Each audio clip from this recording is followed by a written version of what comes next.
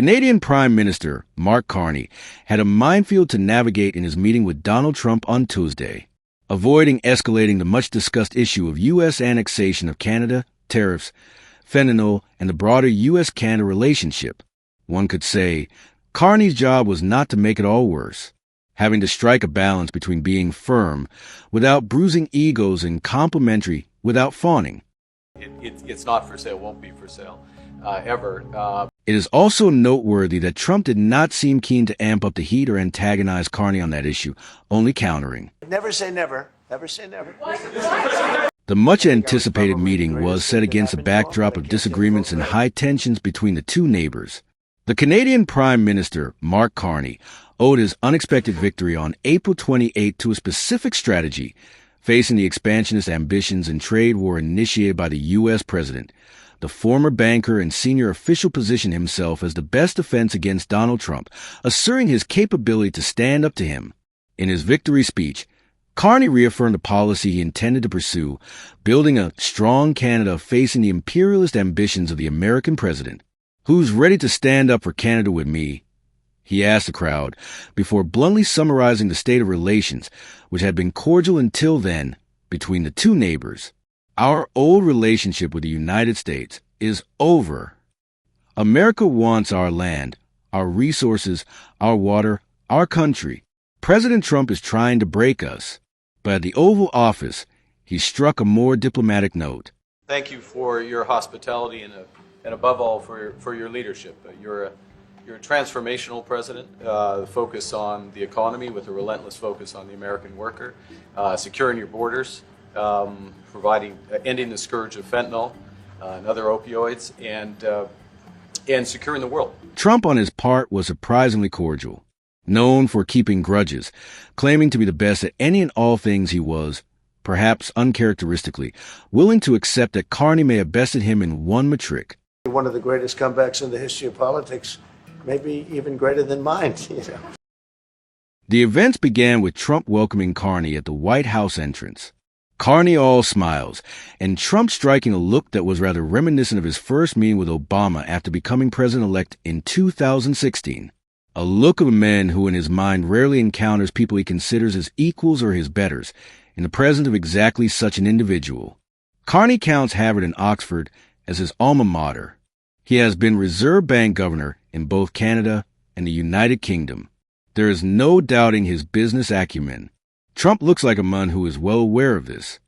Thank you very much, everybody. It's a great honor to have Prime Minister Mark Carney. But perhaps Carney's best moment was when he responded to the question of Canada becoming a 51st state. He said that Canada should become the 51st state. No. Well, I still believe that, but takes two to tango, right?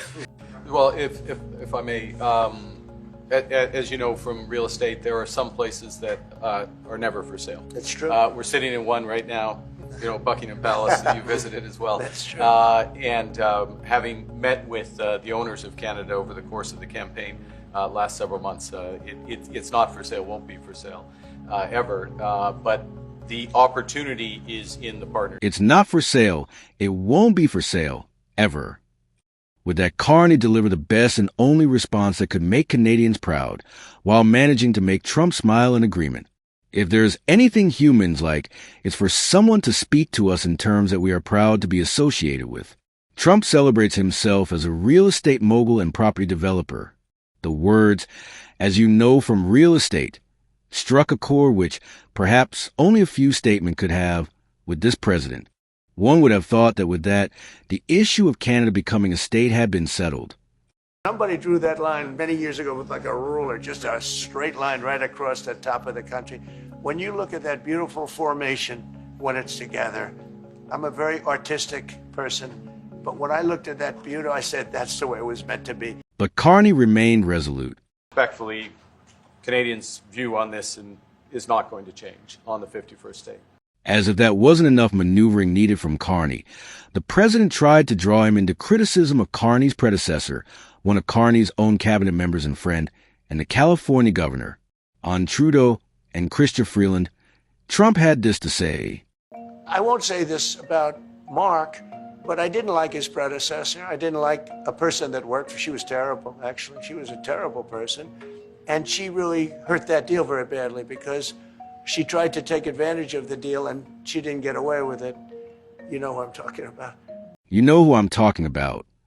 That's Donald Trump's way of finding commonality, gaining friends, talking down other people so that in some twisted way the other person fawns over him because at least he likes me. As if that wasn't enough, Trump had this to say about California Governor Gavin Newsom. Gavin Newsom, the governor of California. Did you ever hear of Gavin Newsom? The Canadian Prime Minister would have been forgiven for thinking that some time machine glitch had taken him back 55 years to his days as a 5-year-old on the playground. Newsom? Really, Mr. President? So much for the dignities of the vaunted Oval Office that J.D. Vance was at pains to parrot when Ukrainian President Zelensky visited. For his part, Carney, in embarrassment, avoided giving any hint of encouragement. He chimed in on the economic objectives of his visit and the need to recognize the importance of the U.S.-Canada relationship. The opportunity is in the partnership. Secondly, we are the largest client of the United States in the totality of all the goods. So we are the largest client of the United States. We have a tremendous auto sector between the two of us, and the changes that made have been helpful. 50% of a car that comes from Canada is American. That's not like anywhere else in the world. If this performance by Carney is anything to go by, Canadians voters have been rewarded handsomely for placing their trust in him. An Ipsos poll found that more voters trusted Carney to handle Trump than any other candidate. The center-left Liberals ultimately won 169 seats out of 343, enough to form a minority government, and enough for Carney, the Liberal leader, to remain Canada's Prime Minister. But that was a stark reversal from the Liberal Party's sagging poll numbers at the start of the year. Experts believe Trump's second term, which began on January 20th, helped propel the Liberal Party's comeback. His remarks about Canada becoming a U.S. state and his aggressive tariff policy alienated many Canadians, who felt their country's close ties with the U.S. had soured. And some voters fear that Canada's Conservative Party, which had previously been the front-runner in the elections, might capitulate to Trump's demands.